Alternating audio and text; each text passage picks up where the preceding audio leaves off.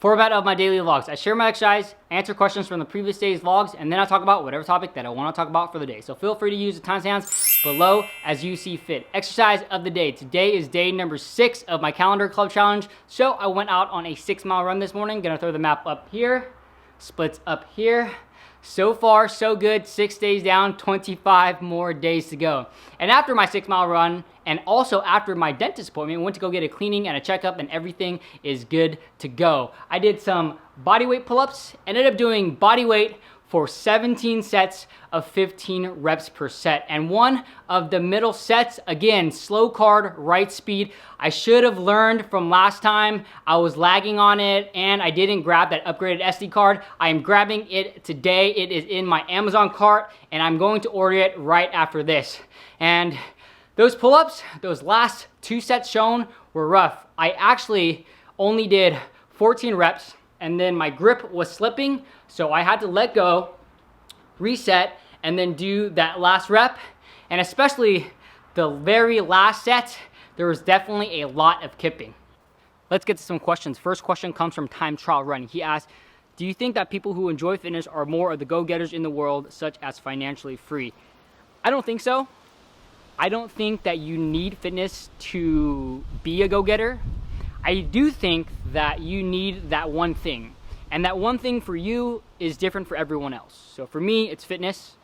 For other people, it could be bowling, it could be basket weaving, it could be sewing, it could be that one thing that you're really good at. And what I think that a lot of go-getters and successful people have in common is self-awareness. And that is key. Because for me, I am pretty self-aware of myself, and I've realized that fitness, if I can apply those same principles of how I got fit to other areas in my life, then I'll be successful. And I feel that whatever that activity is for you or for other people, if they have that self-awareness of how they got good at that thing that is their thing and apply it to all the other areas of their life, then generally they're a go-getter. And I think this is one of the many characteristics, at least for me, when I think about what a successful person is or what a go-getter is. But then again, how can you really define that? I think everyone has a different definition, and as long as you are chasing what you think success is, then it's all good. Mark asks, how do you feel when you talk to the camera in public, and are you interested in what others think about you? It was a little awkward when I first started vlogging in public, though I got over it pretty quickly. The first time was the most awkward.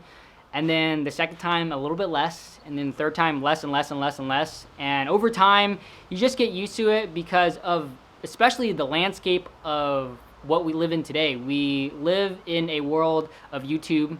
We live in a world of technology and vloggers. And like, who really cares? In terms of if I'm interested in what people think about me, it's hard to be 100 disconnected with that. Like, oh, I don't care at all what people think about me.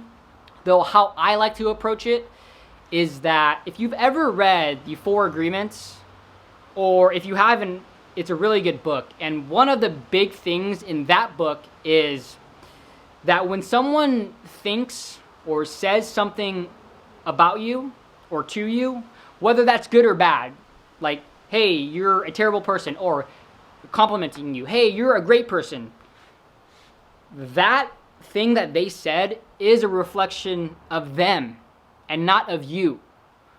So I really try to take that to heart because it's a reflection of them and it's not of me. I know my self-worth and I know what I want.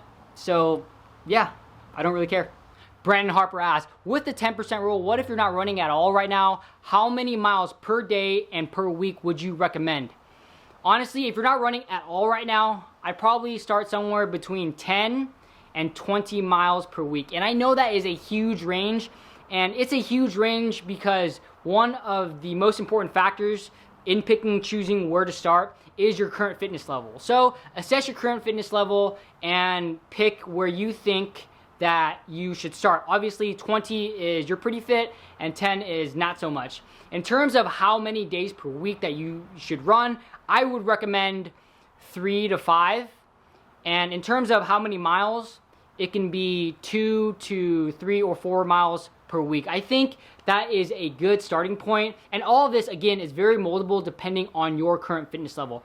And to clarify as well with the 10% rule, I think the 10% rule is the upper limit per week that you should increase your mileage if you decide to increase your mileage. For example, if you are at a 40-mile week, you don't need to necessarily go to 44 miles the next week. You can go up to 10% if you want, so you can go up to 44, but you can stay at 40, you can go up to 41, because once you get up to those upper miles, especially when you're in the 40 to 50 miles per week range, you might not want to increase your weekly mileage. Step Up with Motto asks, are you eligible for YouTube monetization yet? Right now, I am not. I know I hit the 1,000 subscribers, though I haven't hit the 4,000 watch hours just yet. Right now, as of today, I am right around 1,700 to 1,800 total watch hours for the past 365 days. So I still have 22 to 2,300 watch hours to go. Though I think that's pretty good because in the last 100 days, when I got serious, out of that 1,700 to 1,800, 1,500 of those total watch hours was from the past 100 days or so. And daily, I've been getting about 20 to 25 total watch hours. So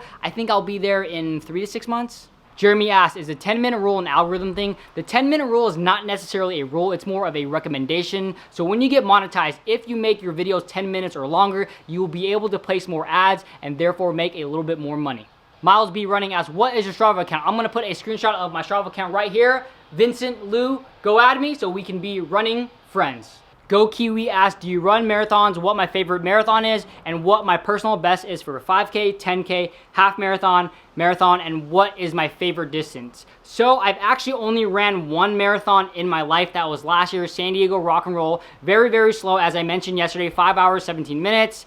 In terms of my personal best for the 5K, very, very slow. I ran a 5K a couple weeks ago, and I think my time was 22:55. I've never ran a 10K. I've never ran a half marathon officially. On my training runs, my fastest half marathon, and it wasn't me going all out, was 1 hour and 57 minutes, I think. So I really want to get a half marathon, at least an official one, in the books pretty soon as well. My favorite distance is 100 miles. Augie Silver Fitness asks, do you upload your YouTube videos at the same time every day, or do you schedule them in advance? No, I don't schedule them in advance. And actually, I do all my videos day of. And once I'm done with the video, I shoot it out. So what you're seeing right now, this whole vlog, is what I did today. And I'll likely push it out in a few hours. I always try to get the video out by 6 p.m. Pacific Standard Time, though a lot of days it doesn't work out that way. Sometimes it's 6:30, 7, 8, or even 9 p.m. And I might change it in the future, and I really do think that it would be beneficial if I change it, but I don't know. I really like the transparency of this is what I did today, and I'm shooting out the video today instead of having that 1-day lag. What do you think? Hooded Hill Hopper asks, did you say 36,000 pull-ups for the year, 100 per day? Yes, 100 per day, though it is 36,600 for the year. And I did the math today, and I am behind. So as of today, it is 188 days in for the year. And with the pull-ups that I did earlier today, the 255, I am at 17,605. So I definitely got some pull-ups to make up.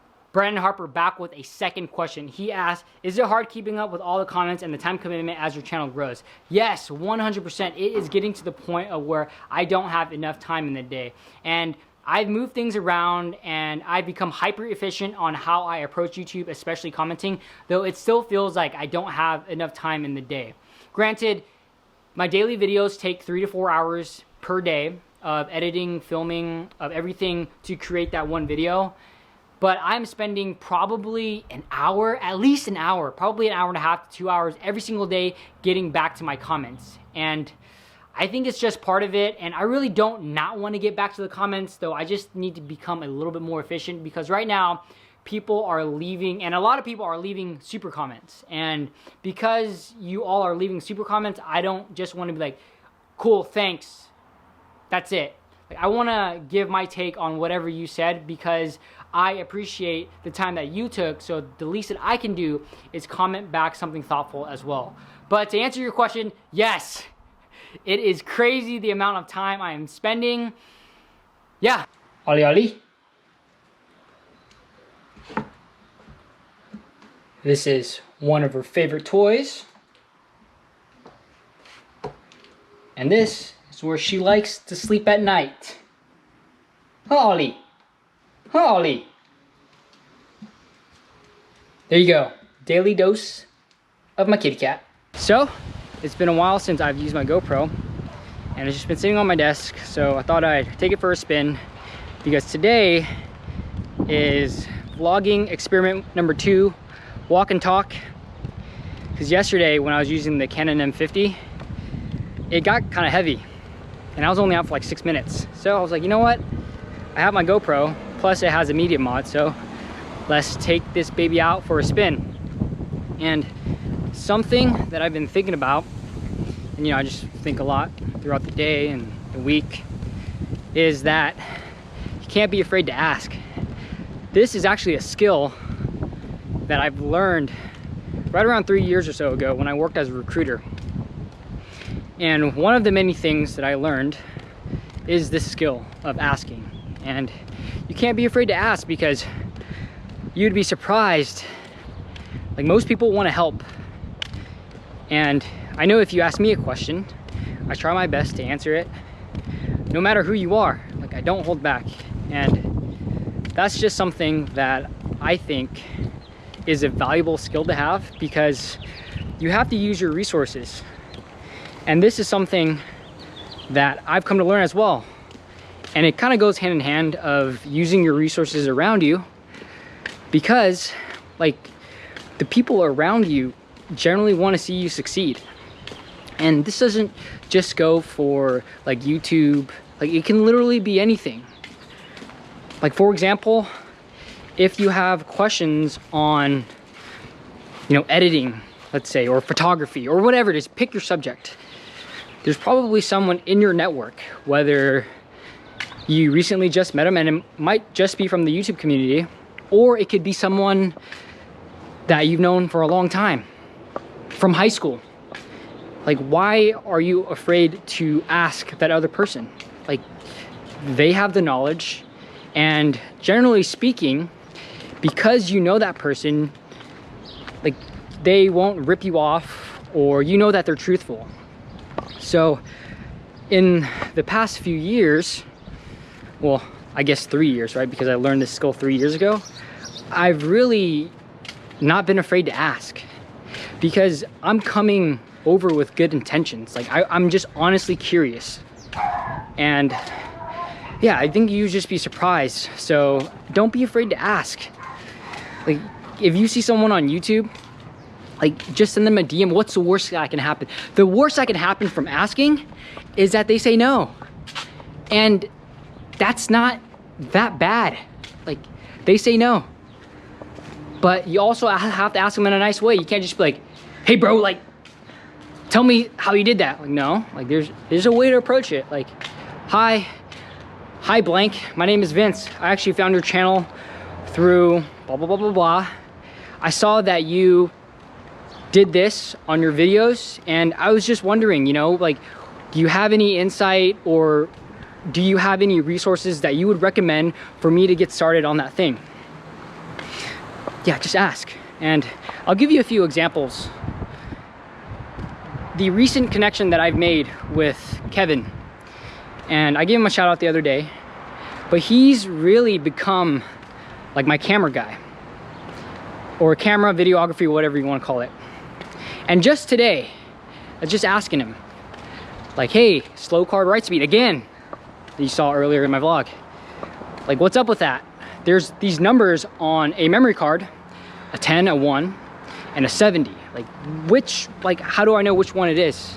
And he gave me a short explanation. Make sure to get a memory card that has 95 MPS. Like, I don't even know what MPS stands for. But he has that knowledge, because I know he is familiar with that space. And he could have said no, but he didn't, because he's a nice guy, and he helped me out.